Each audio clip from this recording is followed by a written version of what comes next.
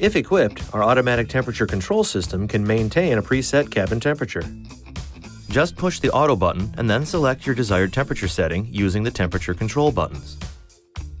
The system automatically adjusts the air temperature, the airflow volume, and the airflow direction. This maintains a comfortable temperature even under changing conditions. You will experience the greatest efficiency by simply allowing the system to function automatically.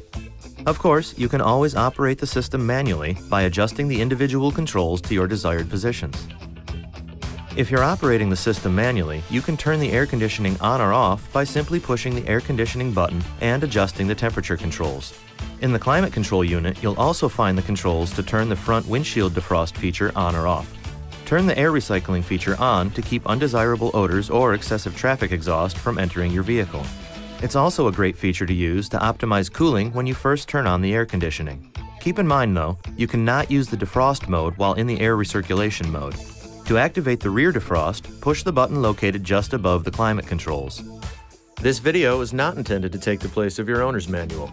For complete details and other important safety information, please see your owner's information.